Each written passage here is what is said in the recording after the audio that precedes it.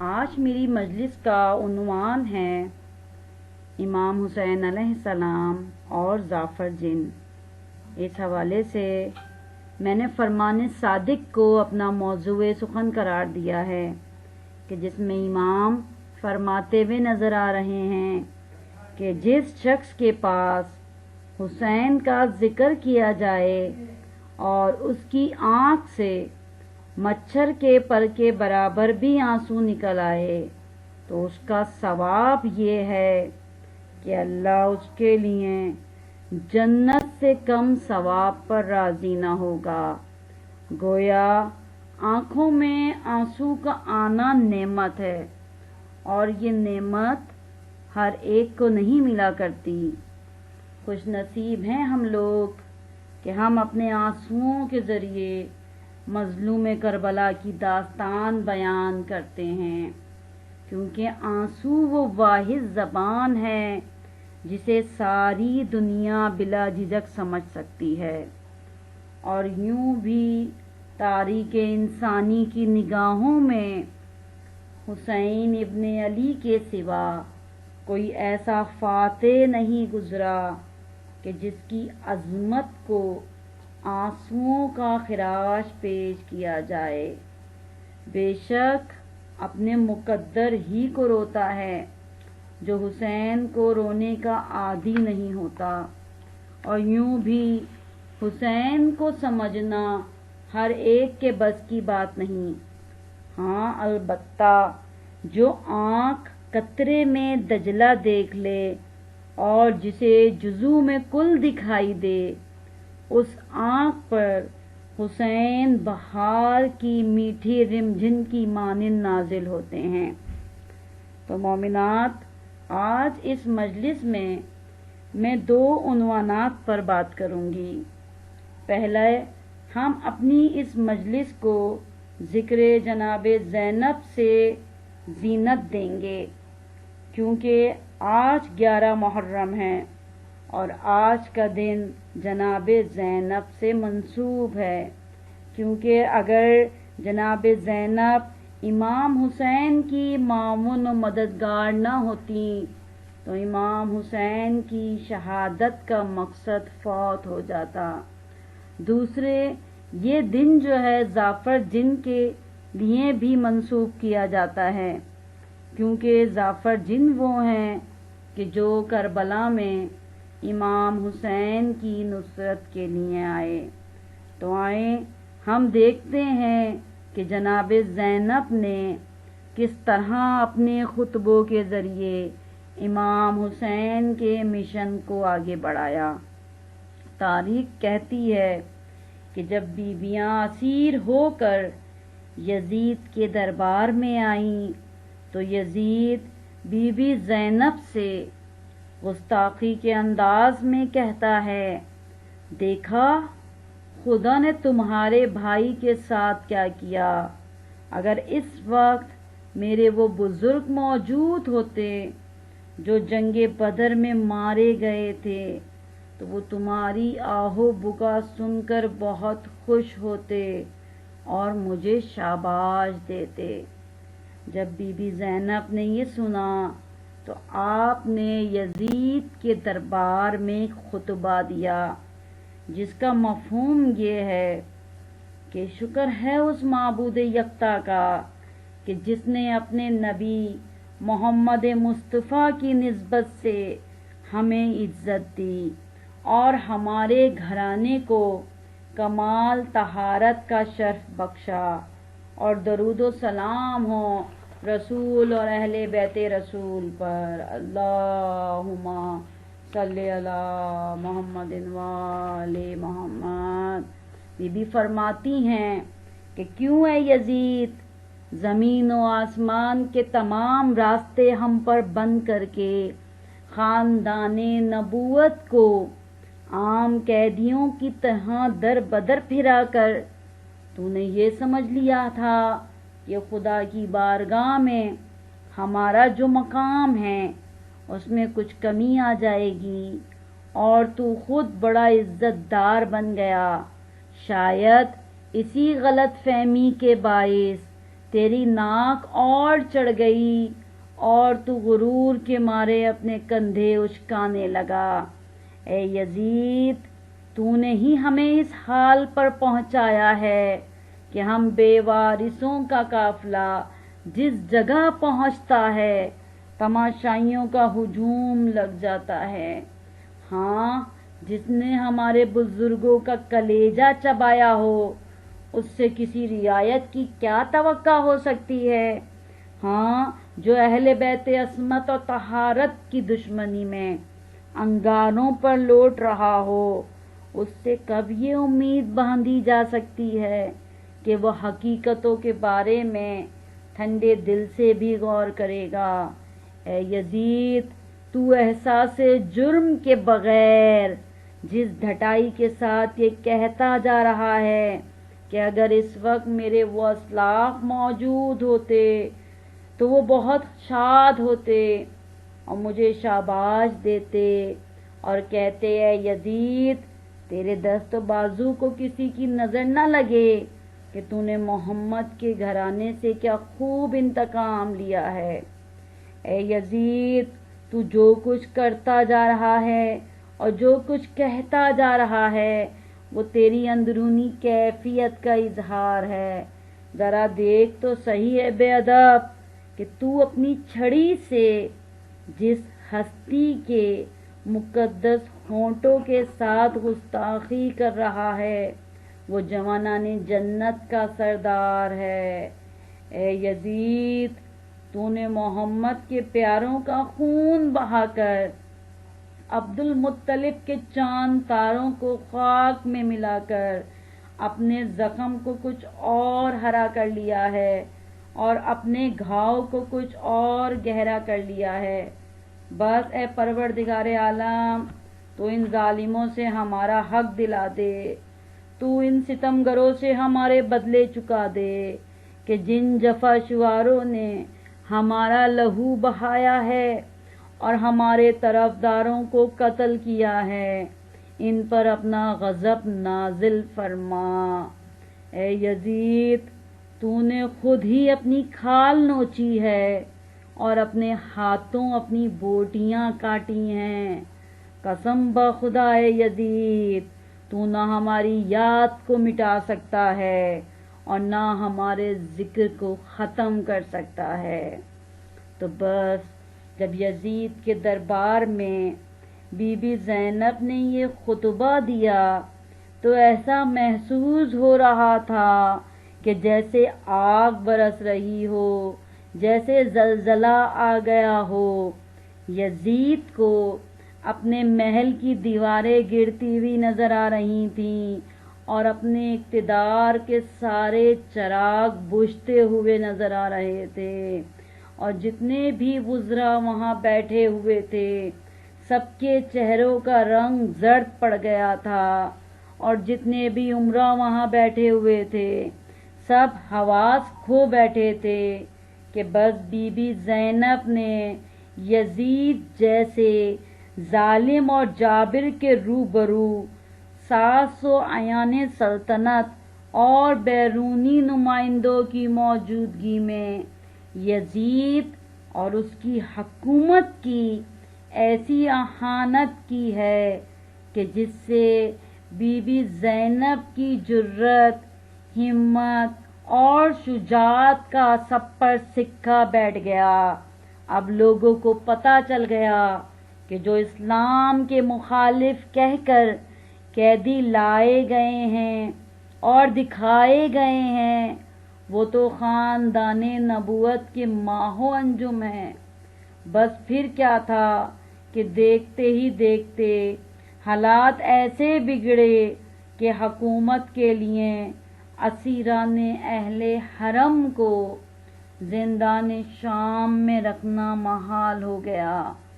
مجبوراً ان قیدیوں کو رہا کیا گیا تو یزید ارض کربلا میں اپنے ہر ممکن ظلم و جور کے ساتھ جس کو مٹانا چاہتا تھا، دمشق میں اس کا ماتم ہوا، شام میں اس کا ماتم ہوا، مختصر یہ کہ یزید نے جس کو مٹانا چاہا تھا زینب نے اسے زندہ جاوید کر دیا۔ اسی لیے تو شاعر نے بھی کہہ دیا کہ قدم قدم پہ چراغ ایسے جلا گئی ہے علی کی بیٹی، قدم قدم پہ چراغ ایسے جلا گئی ہے علی کی بیٹی، یزیدیت کی ہر ایک سازش پہ چھا گئی ہے علی کی بیٹی، کہیں بھی ایوان ظلم تعمیر ہو سکے گا نہ اب جہاں میں، ستم کی بنیاد اس طرح سے ہلا گئی ہے علی کی بیٹی، عجب مسیحا مزاج خاتون تھی کہ لفظوں کے کیمیا سے، عجب مسیحا مزاج خاتون تھی کہ لفظوں کے کیمیا سے حسینیت کو بھی سانس لینا سکھا گئی ہے علی کی بیٹی، خبر کرو اہل جور کو اب حسینیت انتقام لے گی، یزیدیت سے کہو سنبھل جائے آ گئی ہے علی کی بیٹی، ابد تلک اپنا سر اٹھا کے چلے گا کوئی یزید زادہ، غرور شاہی کو خاک میں یوں ملا گئی ہے علی کی بیٹی، محمد والے محمد صلوات اللہم صلی علی محمد والے محمد وعجل فرجہم اجمعین۔ تو دیکھیے حسین کی سب سے بڑی عزادار حسین کی بہن زینب ہے۔ اگر جناب زینب بعد شہادت حسین امام حسین کے مشن کو آگے نہ بڑھاتی تو شہادت حسین کا مقصد فوت ہو جاتا۔ بی بی زینب نے اپنے خطبوں کے ذریعے مردہ ضمیروں کو جھنجھوڑ کر رکھ دیا۔ بی بی زینب نے اپنے خطبوں کے ذریعے امام حسین کے مشن کو آگے بڑھایا، اور پھر ہم دیکھتے ہیں کہ بی بی زینب خود اپنے خطبے میں یزید کی تباہی کا اعلان کرتے ہوئے نظر آ رہی ہیں، اور آپ فرماتی ہوئی نظر آ رہی ہیں کہ اے یزید تو کس بات پر غرور کر رہا ہے، کیا تو اس بات پر غرور کر رہا ہے کہ تو نے میرے بھائی حسین کا سر قلم کر دیا؟ اے یزید اب تیری زندگی کے دن گنتی کے رہ گئے ہیں، اب دنیا اور آخرت کے عذاب اور لعنت کے لیے اپنے سر کی کھوپڑی کو تیار کر لے۔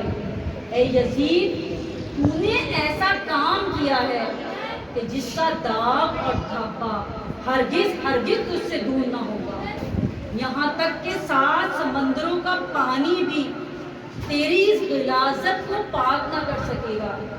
تو بس اب دنیا اور آخرت کے عذاب کے لیے اپنی سر کی کھوپڑی کو تیار کر لے، اب قیامت تک جو بھی تیرا نام لے گا وہ کہے گا الا لعنت اللہ علی قوم الظالمین، کہ ظالموں پہ خدا کی لعنت ہے، اور جو بھی میرے بھائی حسین کا نام لے گا وہ کہے گا ابا عبداللہ السلام علیکم یا ابا عبداللہ حسین، اے حسین آپ پر ہمارا سلام۔ جبھی شاعر نے بھی کہہ دیا علی کے لال پیغمبر کے چین زندہ باد، علی کے لال پیغمبر کے چین زندہ باد، جناب فاطمہ کے نور عین زندہ باد، ہے جن کا پاک لہو بس وہی پکاریں گے، ہر ایک کہہ نہیں سکتا حسین زندہ باد۔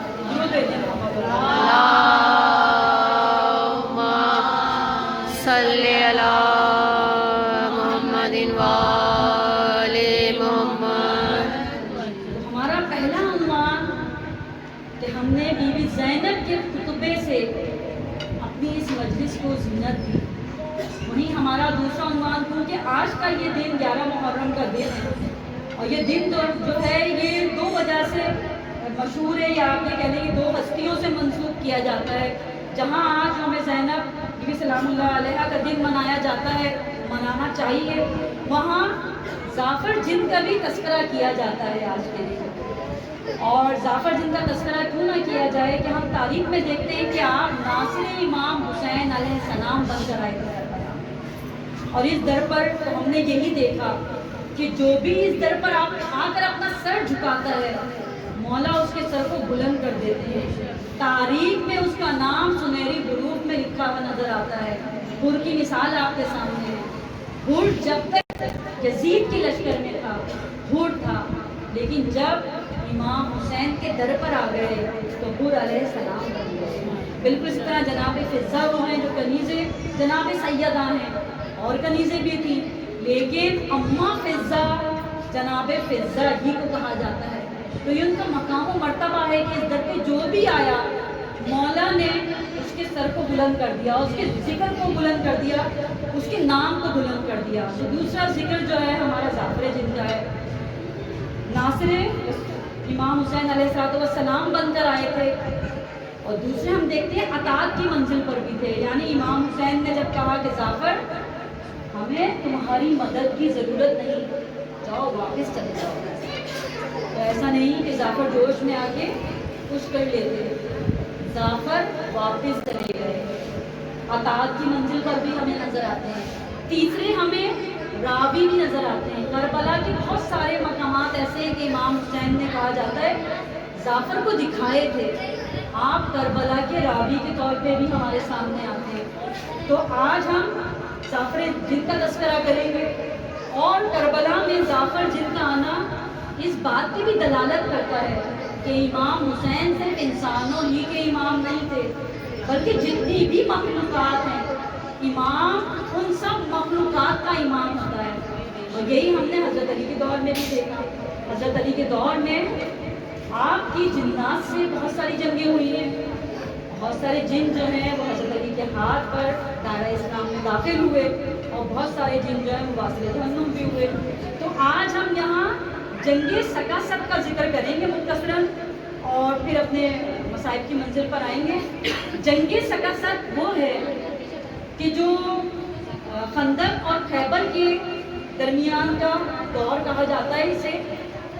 جنگ سکاسد کے بعد رسول خدا نے کہیں پہ قیام کیا تھا، اس قیام کے نتیجے میں آپ کے پاس کہا جاتا ہے کہ پانی ختم ہو گیا۔ اب جب پانی ختم ہو گیا تو آپ نے سب کو بلایا اور پوچھا کہ کوئی جانتا ہے کہ یہاں کوئی کنواں ہے، پانی کا بندوبست کیا جائے۔ تو اس وقت ربیہ ابن حارث کھڑے ہو گئے۔ ربیہ ابن حارث کون ہے؟ رسول خدا کے چچا زاد بھائی، حضرت عبد المطلب کے بڑے بیٹے کے بیٹے، حارث کے بیٹے ربیہ ابن حارث کھڑے ہو گئے، کہنے لگے یا رسول اللہ میں جانتا ہوں یہاں ایک کنواں ہے۔ آپ نے فرمایا اچھا، جو بھی اس کنویں سے پانی لے کر آئے گا اس کو میں جنت کی بشارت دیتا ہوں۔ اب ظاہر سب نے یہ سن لیا تھا، اور یہ بات جو ہے یہ یقینی تھی کہ رسول اللہ جنت کی بشارت دے رہے ہیں، اس کا مطلب یہ ہے کہ جانے والا واپس آئے گا نہیں۔ اب پوچھا کہ کون جائے گا پانی لینے، تو سب خاموش کھڑے رہے۔ یہ صورتحال ہم آغاز اسلام سے دیکھ رہے ہیں، یعنی جنگ بدر ہو، عہد ہو، خندق ہو، خیبر ہو، کبھی کسی نے نہیں کہا کہ یا رسول اللہ ہمیں بھی موقع دیجیے۔ خیر پوچھا رسول اللہ نے حجت تمام کی، لیکن کوئی نہ بولا کہ یا رسول اللہ ہمیں موقع دیجیے، ہم لاتے ہیں، پانی لانا کون سا مشکل کام ہے، کوئی نہ بولا۔ ربیہ ابن حارث کھڑے ہو گئے، کہا یا رسول اللہ میں پانی لے کر آتا ہوں۔ آپ نے فرمایا آپ اور آپ ان کے ساتھ جائیں گے۔ ربیہ ابن حارث ان سب کو لے کر چلے جن کو رسول اللہ نے کہا تھا کہ ان کو لے جائیں گے۔ آپ کنویں کے قریب پہنچے، 2 رسی لے کر چلے تھے۔ آپ نے پہلی رسی ڈول ڈالا، اس میں کہا جاتا ہے کہ رسی کاٹ دی گئی۔ اب دوسرا ڈول ڈالا، دوسری دفعہ بھی رسی کٹ گئی۔ ربیہ ابن حارث رسول خدا کا خون کہہ لیں آپ، چچا زاد بھائی، حضرت عبد المطلب کا خون، کہنے لگے پکار کر کون ہے جو ہمیں پانی لینے سے روک رہا ہے؟ آواز آئی اس پانی پر ہمارا قبضہ ہے، ہم یہ پانی اپنی اجازت کے بغیر کسی کو لے جانے نہیں دیں گے۔ ربیہ نے کہا اگر بہادر ہو تو اوپر آ کر مقابلہ ہوگا۔ اب وہ لوگ جو ساتھ گئے تھے وہ کھڑے ہوئے دیکھ رہے ہیں، وہ لوگ بیان کرتے ہیں کہ جیسے ہی ربیہ نے کہا کہ اگر بہادر ہو تو اوپر آ کر مقابلہ کرو، ایک شعلہ نکلا جس کی گرمی اتنی تھی کہ ہمیں تپش محسوس ہونے لگی. شعلہ اوپر آیا اور اندھیرا ہو گیا. ہاتھ کو ہاتھ چھجائی نہیں دے رہا تھا، لیکن ہمیں تلوار چلتی ہوئی نظر آ رہی تھی، چنگاریاں نظر آ رہی تھی، اور لہو بھی تلوار میں سے ٹپکتا ہوا نظر آ رہا تھا. ربیہ کافی دیر تک لڑے، ہم کھڑے ہوئے دیکھتے رہے. لیکن پھر جیسے ہی ربیہ کی آواز آئی کہ یا رسول خدا میرا آخری سلام قبول کیجیے، ہم سمجھ گئے ربیہ اللہ کو پیارے ہو گئے. ہم روتے دھوتے رسول اللہ کے خیمے کے پاس آئے. ہم نے کہا یا رسول اللہ ربیہ مارے گئے. رسول اللہ پہلے ہی آپ دیدہ بیٹھے ہوئے تھے، رسول اللہ کو پہلے ہی سلام پہنچ گیا تھا. رسول اللہ آپ دیدہ تھے.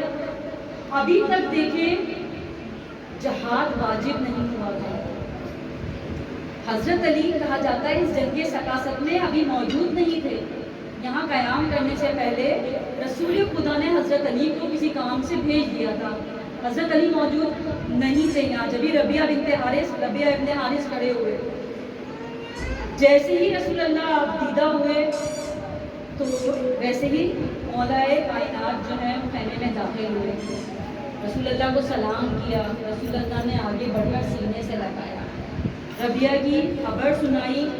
مولا علی نے تعزیت پیش کی اور پھر رسول خدا نے فرمایا ابھی تک جہاد واجب نہیں تھا، کیونکہ جنہوں سے ہماری کوئی برخاست ہوئی نہیں تھی. کیونکہ رسول اور آل رسول کی یہ سیرت رہی ہے کہ اپنی طرف سے پہل نہیں کرنی. جنگ صفین میں بھی ہم نے دیکھا تھا کہ اصحاب علی کہتے رہے مولا پہل کرے. مولا علی نے کیا فرمایا؟ پہلے وہاں سے پہل ہو جانے دو، پہلے وہاں سے حملہ ہونے دو، پھر ہم حملہ کریں گے. اور میدان جنگ میں بھی، میدان کربلا میں بھی ہم نے یہی دیکھا کہ اصحاب حسین فرماتے رہے مولا ہم جنگ کریں. فرمایا نہیں، پہلے وہاں سے حملہ ہونے دو، وہاں سے پہل ہونے دو، پھر ہم جواب دیں گے. یہی معاملہ یہاں پر بھی تھا. پانی لینے گئے تھے اور ایک ناصر رسول شہید ہو گئے. رسول خدا نے ان کے لیے جنت کی بشارت دی، ان کو دعا دی کہ پروردگار اعلیٰ انہیں جنت میں جگہ دے. اب کیا ہوا؟ اب مولا سے کہا گیا کہ اب کون جائے گا یا علی جنگ کرنے، کون جائے گا؟ ابھی بھی سب خاموش ہیں کیونکہ دیکھ ہی چکے تھے. پہلے تو پتہ نہیں تھا کہ جنات ہیں، شاید ان کو پہلے تو یہ بات سمجھ آتی ہے کہ پہلے پتہ نہیں تھا کہ شاید کنویں میں جنات ہیں. جب نہ بولے کہ پتہ بھی ہوگا تو پتہ کاری ہو گیا ہوگا. اب تو پکا یقین ہو گیا کہ کنویں میں جنات ہیں. تو دیکھیے بدر میں، احد میں، خیبر میں، خندق میں، وہاں بھی کوئی مولا علی کے سامنے ٹکتا نہیں تھا. وہ تو انسانوں سے جنگتی نظر آتے تھے. یہاں تو اس مخلوق سے جنگ ہے کہ جو نظر نہیں آ رہی. اب کیسے کہتے یا رسول اللہ ہم جائیں؟ بس مولا علی نے کہا یا رسول اللہ مجھے اجازت دیجیے کہ میں پانی لے کر آؤں، مجھے اجازت دیجیے. بس مولا علی چلے اور پھر رسول اللہ نے فرمایا تم ان کے ساتھ چلے جاؤ. میں کہوں گی یا رسول خدا مولا علی جا تو رہے ہیں، ان کو مولا علی کے ساتھ بھیجنے کی ضرورت کیا ہے؟ کیا آپ کو مولا علی پر یقین نہیں ہے؟ فرمایا یقین تو ہے، لیکن پھر روایت کون کرے گا؟ کوئی تو ساتھ جائے، کیونکہ اگر سب میں ہی بیان کر دوں گا تو کہہ دیں گے کہ چچا زاد بھائی تھے، داماد تھے. تو رسول خدا تو یوں بیان کر رہے ہیں علی کے فضائل. کسی کو تو ساتھ جانا چاہیے، جنہوں سے جنگ ہے کوئی تو بیان کرے. چلے ساتھ. اب مولا علی کنویں کے قریب آئے، ڈول ڈالا، ڈول رسی کٹ گئی. دوسرا ڈالا، وہ بھی کٹ گئی. تیسرا ڈول جو ڈالا اور رسی کٹی تو آپ نے پکار کر کہا کون ہے جو ہمیں پانی لینے سے روک رہا ہے؟ پھر اندر سے آواز آئی کہ یہ کنواں ہماری جاگیر ہے، ہماری اجازت کے بغیر یہاں سے کوئی پانی نہیں لے جا سکتا. آپ نے فرمایا اگر بہادر ہو تو باہر آ کر جنگ کرو. اندر سے آواز آئی اگر تم بہادر ہو تو کنویں میں آ کر مقابلہ کرو. بس یہ سننا تھا. مولا علی نے کہا ان اصحاب سے کہ میری کمر میں رسی باندھ دو، اور جب میں کنویں میں اتروں اور جب میں رسی ہلاؤں تو پھر مجھے چھوڑ دینا۔ وہ اصحاب روایت کرتے ہیں کہ جب ہم مولا علی کی کمر میں رسی باندھ رہے تھے ہمارے ہاتھ کانپ رہے تھے۔ ہم نے رسی باندھی، مولا علی کو کنویں میں اتارا، جیسے ہی ہم نے کنویں میں اتارا ایک شعلہ نکلا، پھر ہمیں کچھ پتہ نہ چلا، شعلے کی تپش اتنی تھی، گرمی اتنی تھی کہ ہمارے ہاتھ سے رسی چھوٹ گئی۔ ہم نے پھر یہ انتظار نہ کیا کہ مولا علی رسی ہلاتے، ہم نے رسی چھوڑ دی اور ہم بھاگے، کیونکہ ہمیں پکا یقین ہو گیا کہ اب تو علی گئے۔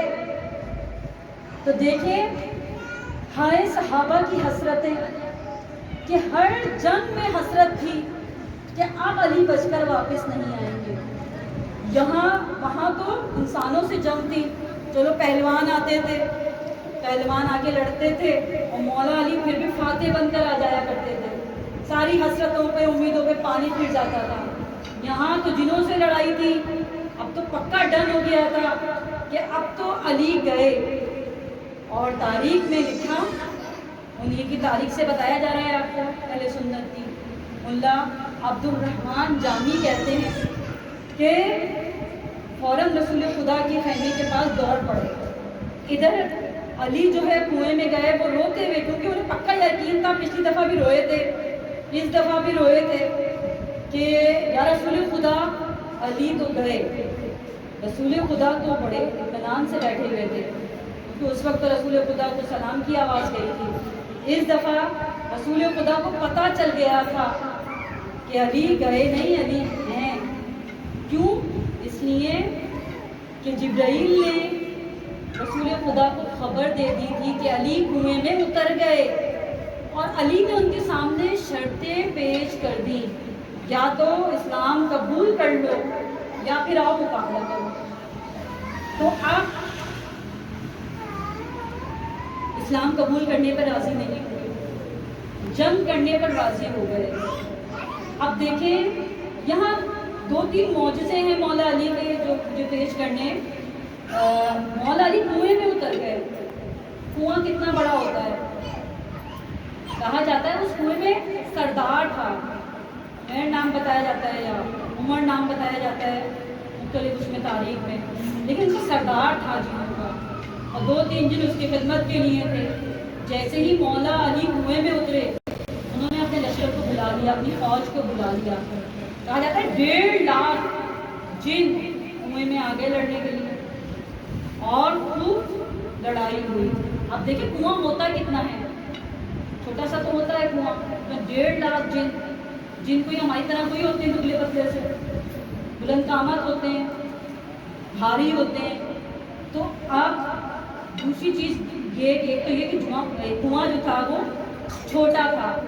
مولا علی جب اترے کنواں وسیع ہو گیا، کشادہ ہو گیا مولا علی کی وجہ سے۔ دوسرا یہ کہ مولا علی کی تلوار کہا جاتا ہے 3 گز کی تھی، تلوار 3 گز کی تھی، اور جب مولا کھینچتے تھے تو 9 گز کی ہو جاتی تھی۔ اب یہ 9 گز کی تلوار کنویں میں کہاں کو چلائے؟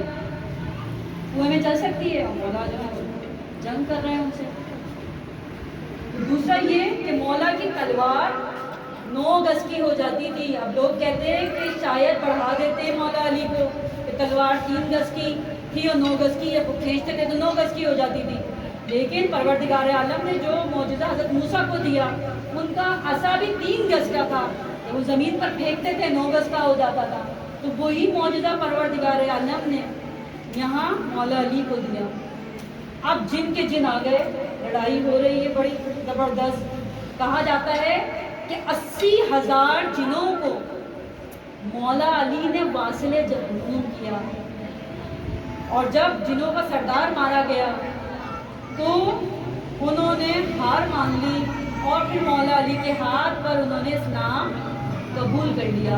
اب دیکھیں پھر مولا علی کنویں سے ڈول لے کر نکلے پانی بھر کر۔ ابھی کنواں جو ہے کنواں ہے، کنویں میں پانی ہے، اور ایک انسان بھی مرتا ہے تو اللہ جانے کتنا خون نکل جاتا ہوگا، 15 کلو 18 کلو ایسے تو نکل ہی جاتا ہوگا. اور جب ایک جن مر رہا ہے تو وہ تو ہم سے اور بلند قامت ہے, اس کا کتنا خون ہوتا ہوگا ایک جن کا, 25 لیٹر تو ہوتا ہوگا شاید, اللہ جانے کتنا ہوتا ہوگا. اور جتنا بھی ہوتا ہو انسان سے زیادہ ہی ہوتا ہے. 80,000 جنوں کو رسول خدا خود بیان کر رہے ہیں کہ مولا علی نے 80,000 جنوں کو واصل جہنم کیا. ان 80,000 جنوں کا خون گیا کہاں؟ پانی میں ملنا چاہیے تھا نا. تیسرا معجزہ اس کنویں کا مولا کے اندر جانے کے بعد یہ ہوا کہ آپ نے خون کو الگ کیا, نجاست کو الگ کیا, اور پانی جو ہے وہ ڈول لے کر باہر آئے. تو دیکھیں جنگ ثقافت میں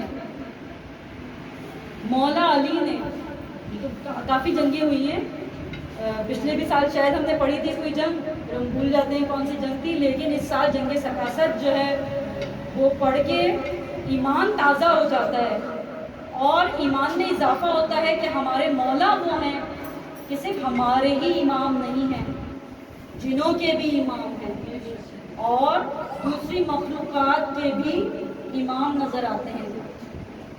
تو بالکل اسی طرح یہ زعفر جن جو ہیں, ان کا بھی آپ ساری مجالس میں سنتے ہی آ رہے ہیں, یہ بھی جن تھے, اور مولا علی کے زمانے میں مشورے کے لیے آیا کرتے تھے. جب ان کے باپ کا انتقال ہوا تو مولا کی خدمت میں حاضر ہوئے, مولا آپ ہماری قوم جو ہے اس کا سردار کون ہوگا؟ تو اس وقت آپ نے فرمایا تھا اے جعفر تم اب اپنی قوم کے سردار ہو. تو یہ وہی جعفر جن ہیں جو مولا علی کے زمانے سے محبت اہل بیت رکھنے والے, ولایت علی ابن ابی طالب پر قائم جنات کا گروہ ہے, جنات کی قوم ہے, اسی سے جعفر جن بھی ہے. اور یہ راوی بھی ہیں جیسا کہ میں نے بتایا کربلا کے, کہ وہ خود بیان کرتے ہیں جعفر جن کہ جب میں کربلا میں پہنچا تو سب سے پہلے تو کہا جاتا ہے کہ یہ نجف اشرف پہنچے تھے, اور وہاں پہنچ کر سب سے پہلے انہوں نے مولا علی کے روضے پہ جا کر سلام کیا تھا, لیکن وہاں جواب سلام نہیں آیا. تو بس یہ سمجھ گئے کہ مولا تو خود کربلا میں ہوں گے, جواب سلام دے گا کون؟ اس بس جعفر کہتے ہیں کہ میں نے کربلا کی طرف پرواز شروع کر دی, اور پرواز کر کر جب میں نجف کربلا پہنچا, ترائی میں نے دیکھا ایک 32 سالہ جوان کا لاشا پڑا ہوا ہے کہ جس کے بازو نہیں ہیں. میں نے کہا یہ تو علی کی صورت ہے, تو عباس علمدار ہیں. میں کہوں گی اے جعفر یہ بازو عباس وہ ہیں کہ جن پر جناب ام البنین کو بڑا ناز تھا کہ جب تک میرا عباس زندہ ہے حسین پر کوئی آنچ نہیں آ سکتی. عزاداران امام روایت بتاتی ہے کہ جب مدینے میں بشیر نے منادی دی تھی کہ اے مدینے والوں اب مدینہ رہنے کے قابل نہیں رہا کہ حسین مارے گئے, تو بی بی ام البنین عصا لے کر آگے بڑھی تھی, کہا تھا اے بشیر کون حسین مارا گیا؟ کہا اے بی بی رسول کا نواسا حسین مارا. کہا اے بشیر میں عباس کی ماں ہوں, میں کیسے مان لوں کہ عباس کے ہوتے ہوئے حسین مارا گیا؟ کہا اے بی بی پہلے عباس مارے گئے پھر حسین مارے گئے. بی بی کہتی ہے بشیر تو جانتا نہیں ہے میرا عباس شیر تھا. اے بشیر میرا عباس کیسے مارا گیا؟ کہا اے بی بی عباس کے سر پر گرز لگا, عباس گرز کا وار برداشت نہ کر سکا, بس زین سے زمین پر آ گیا. بی بی کہتی ہے بشیر عباس گرز کا وار روک سکتا تھا, میرا عباس وہ ہے کہ جو 2 انگلیوں سے گرز کے وار کو روکتا تھا.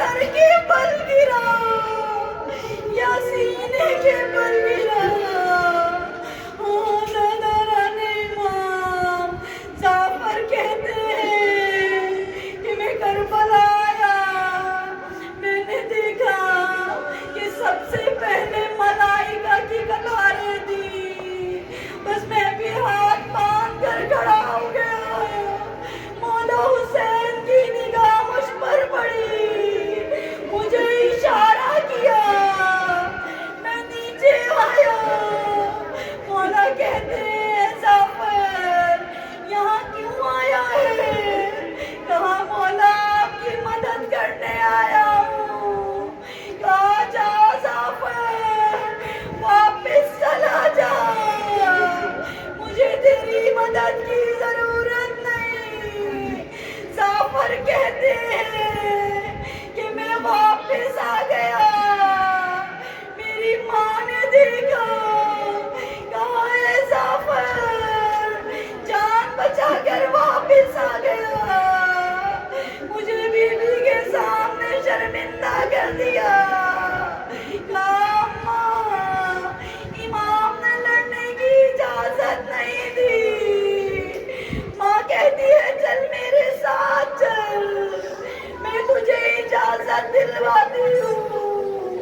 جعفر کہتا ہے کہ میں نے پرواز شروع کر دی، میں پرواز کرتا گیا، لیکن کربلا تب پہنچا کہ حسین شہید ہو چکے تھے اور زینب کی صدا آ رہی تھی، کوئی ہے میری چادر کو بچانے والا؟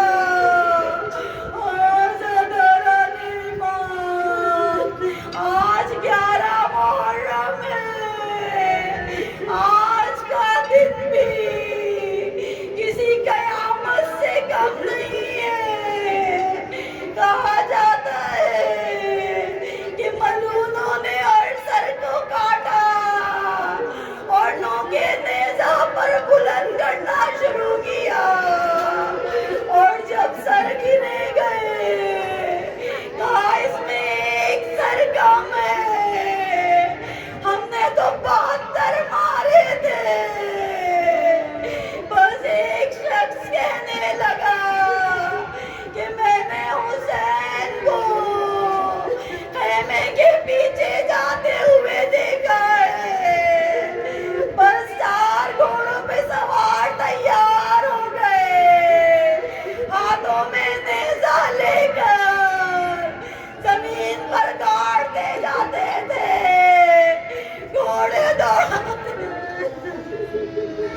ایک مقام وہ آیا، اب جو نیزہ گاڑا چھوٹا سا لاشا نیزے کے ساتھ باہر آ گیا، بیوی ام رباب دیکھ رہی ہے، آئے میرا علی اصغر، بیوی خود فرماتی ہے